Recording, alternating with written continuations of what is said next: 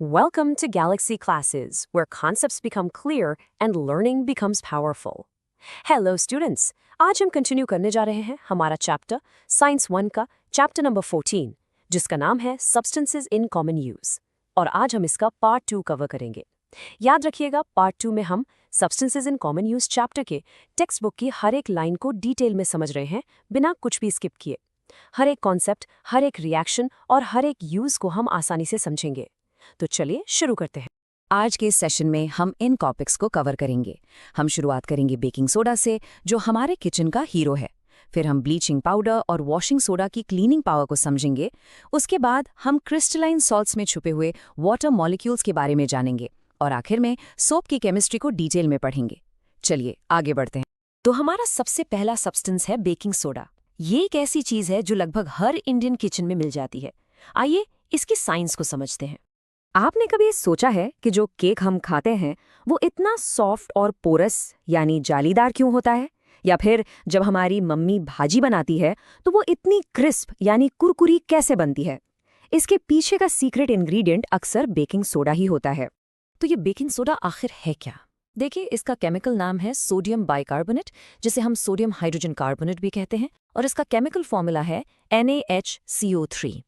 ये तीनों नाम यानी बेकिंग सोडा, सोडियम बाइकार्बोनेट और NaHCO3 आपको एग्जाम के लिए याद रखने हैं। ये दिखने में एक सफ़ेद नॉन क्रिस्टलाइन पाउडर होता है। नॉन क्रिस्टलाइन का मतलब है कि इसके क्रिस्टल्स नहीं होते जैसे नमक या चीनी के होते हैं, बल्कि ये एक आटे जैसा फाइन पाउडर होता है। देखिए, जैसा आप इस इमेज में देख सकते हैं, ये बिल्कुल वैसा ही सफ़ेद पाउडर है। इसका पाउडर फॉर्म में होना ज़रूरी है ताकि ये पानी या बैटर में आसानी से घुल जाए और आगे रिएक्ट कर पाए। चलिए अब इसके प्रॉपर्टीज और यूजेस को एक एक करके समझते हैं। पहला, जब इसका सोल्यूशन रेड लिटमस पेपर के कांटेक्ट में आता है तो वो ब्लू हो जाता है। इससे क्या पता चलता है? इससे ये पता चलता है कि इसका नेचर बेसिक है, यानी अल्कलाइन। ये एसिडिक को उल्टा होता है, इसीलिए इसका यूज होता है एज एन एंटासिड। जब पेट में एसिडिटी बढ़ जाती है तो हम इनो जैसी चीजें लेते हैं जिसमें बेकिंग सोडा होता है। ये पेट के एसिड को न्यूट्रलाइज कर देता है। इसका सबसे कॉमन यूज है कुकिंग में, जैसे केक, ब्रेड या ढोकला को सॉफ्ट और पोरस बनाने के लिए। जब बेकिंग सोडा को हीट किया जाता है तो इससे कार्बन डाइऑक्साइड CO2 गैस निकलती है जो बबल्स बनाती है और इन चीजों को फुला देती है। ये फायर एक्सटिंग्विशर में भी यूज होता है। वहां ये एसिड के साथ रिएक्ट करके तेजी से CO2 गैस बनाता है, जो आग के ऊपर एक लेयर बनाकर ऑक्सीजन सप्लाई कट कर देती है और आग बुझ जाती है। और आखिर में इसका यूज ओवन साफ करने में भी होता है, क्योंकि ये थोड़ा सा अब्रेसिव है। एग्जाम में आपसे इसके कोई 2 यूजेस पूछे जा सकते हैं, या why is baking soda used as an antacid जैसा क्वेश्चन आ सकता है। चलिए अब हम आगे बढ़ते हैं हमारे नेक्स्ट सब्सटेंस की तरफ। ये एक बहुत ही पावरफुल क्लीनिंग एजेंट है जिसका नाम है ब्लीचिंग पाउडर। क्या आपने कभी स्विमिंग पूल में एक अजीब मतलब एक तीखी सी स्मेल नोटिस की है? या बारिश के मौसम में कभी कभी टैप वाटर से भी ऐसी स्मेल आती है? ये जो स्मेल है, ये दरअसल क्लोरीन गैस की होती है। क्लोरीन का यूज पानी में मौजूद छोटे छोटे जर्म्स यानी माइक्रोब्स को मारने के लिए किया जाता है, ताकि पानी साफ और सेफ हो जाए। तो आखिर क्लोरीन गैस ऐसा क्या करती है? देखिए, क्लोरीन एक बहुत ही स्ट्रॉन्ग ऑक्सीडाइजिंग एजेंट है। आसान भाषा में समझें तो ये दूसरे सब्सटेंसेस की केमिकल स्ट्रक्चर को डिस्टर्ब कर देती है। ये जर्म्स को मार देती है, इसलिए इसमें डिसइंफेक्टिंग प्रॉपर्टी है। और ये कलर वाले मॉलिक्यूल्स को भी तोड़ देती है, इसलिए इसमें ब्लीचिंग प्रॉपर्टी भी है। ब्लीचिंग का मतलब ही होता है रंग उड़ाना। लेकिन क्लोरीन के साथ एक प्रॉब्लम है। ये एक गैस है जिसे हैंडल करना, स्टोर करना और ट्रांसपोर्ट करना बहुत मुश्किल और डेंजरस हो सकता है। तो इसका सल्यूशन क्या निकाला गया? इसका सल्यूशन है ब्लीचिंग पाउडर। साइंटिस्ट ने क्लोरीन को एक सॉलिड पाउडर के फॉर्म में पैक कर दिया, जिसे यूज करना बहुत आसान और सेफ है। तब सवाल ये है कि पाउडर में से गैस कैसे निकलती है? होता ये है कि ब्लीचिंग पाउडर, जिसका फॉर्मूला है CaOCl2, हवा में मौजूद कार्बन डाइऑक्साइड यानी CO2 के साथ धीरे धीरे रिएक्ट करता है। इस रिएक्शन से बनता है कैल्शियम कार्बोनेट और सबसे important chlorine gas Cl2 release होती है। तो ये पाउडर क्लोरीन गैस को रिलीज करने का एक क्लेवर सिस्टम है। ये रिएक्शन एग्जाम के लिए इम्पोर्टेंट है। आइए इसकी ब्लीचिंग प्रॉपर्टी को एक एक्टिविटी से समझें। एक रंग बिरंगा कपड़े का टुकड़ा लीजिए, उस पर ब्लीचिंग पाउडर का सैचुरेटेड सोल्यूशन डालिए। सैचुरेटेड सोल्यूशन का मतलब है पानी में इतना ब्लीचिंग पाउडर घोलना कि और ना घुल पाए। फिर देखिए कि कपड़े के रंग में क्या बदलाव आता है। तो क्या होगा? बिल्कुल सही सोचा आपने।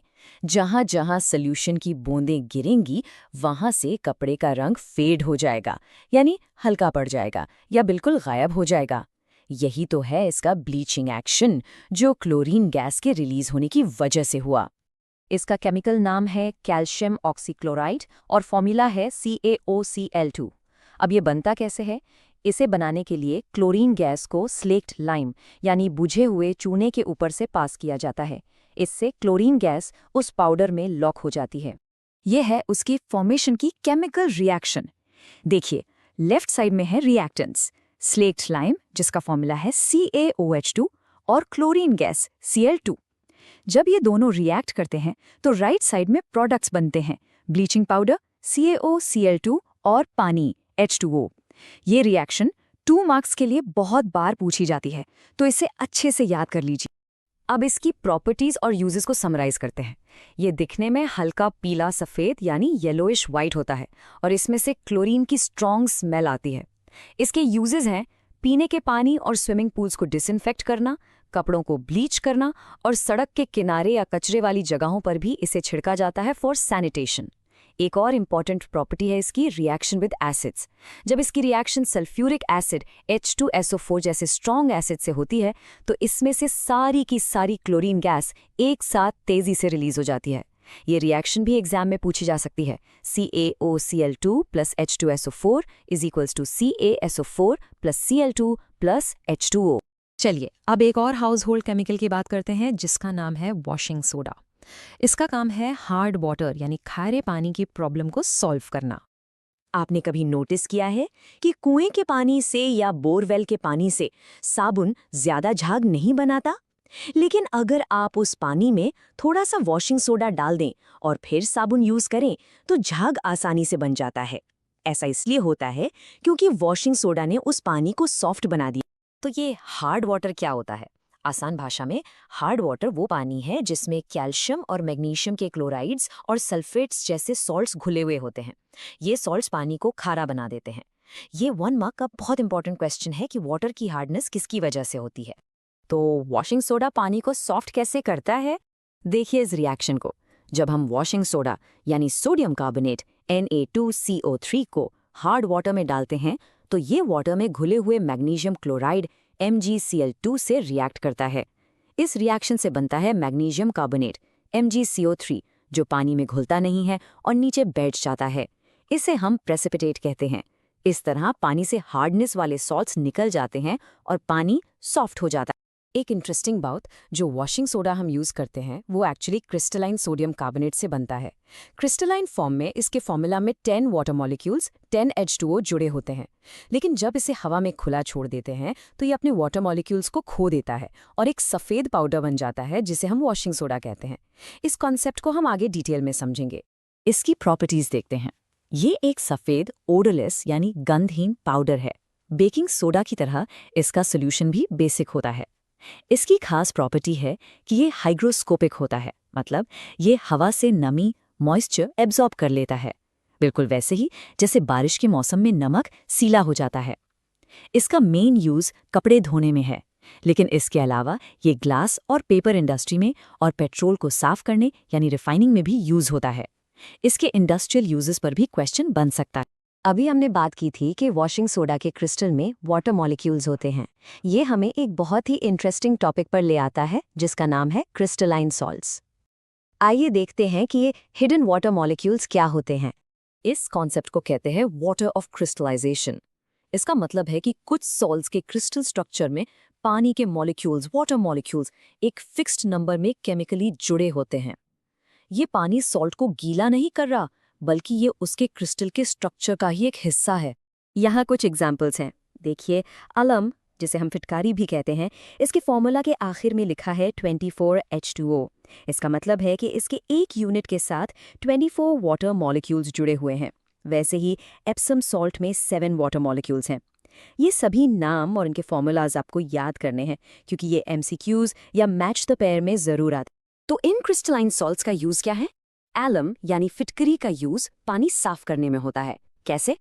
इसकी एक प्रॉपर्टी है जिसे कहते हैं कोएगुलेशन। जब गंदे पानी में फिटकरी डालते हैं तो ये पानी में तैर रहे छोटे छोटे मिट्टी के पार्टिकल्स को आपस में चिपकाकर बड़े और भारी गुच्छे बना देता है। ये भारी गुच्छे नीचे बैठ जाते हैं और ऊपर साफ पानी रह जाता है। एक और इम्पॉर्टेंट क्रिस्टलाइन सॉल्ट है ब्लू विट्रियोल यानी कॉपर सल्फेट, जिसे हम नीला थोथा भी कहते हैं। इसके 2 इम्पॉर्टेंट यूजेस हैं।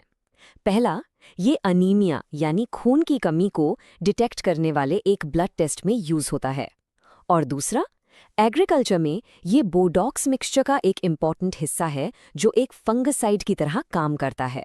फंगसाइड मतलब फंगस को मारने वाली दवा जो फसलों को बीमारियों से बचाता है। चलिए अब हम अपने आखिरी सब्सटेंस की तरफ बढ़ते हैं जिसे हम हर रोज यूज करते हैं, और वो है सोप। आइए इसकी केमिस्ट्री को समझते हैं। साबुन बनाने के प्रोसेस को सपोनिफिकेशन कहते हैं। ये एक केमिकल रिएक्शन है जिसमें तेल, ऑयल या जानवरों की चर्बी, एनिमल फैट को एक स्ट्रॉन्ग बेस जैसे सोडियम हाइड्रोक्साइड के सॉल्यूशन के साथ उबाला जाता है। इस प्रोसेस से तेल साबुन में बदल जाता है। केमिकली सोप फैटी एसिड्स के सोडियम या पोटेशियम सॉल्ट्स होते हैं। अब हम फाइनली समझ सकते हैं कि साबुन हार्ड वाटर में काम क्यों नहीं करता। जब हम साबुन को हार्ड वाटर में यूज करते हैं तो साबुन के मॉलिक्यूल्स पानी में मौजूद कैल्शियम और मैग्नीशियम आयंस के साथ रिएक्ट कर जाते हैं। इससे एक चिपचिपा, पानी में ना घुलने वाला सब्सटेंस बनता है जिसे हम स्कम या प्रेसिपिटेट कहते हैं। यही स्कम झाग बनने से रोकता है।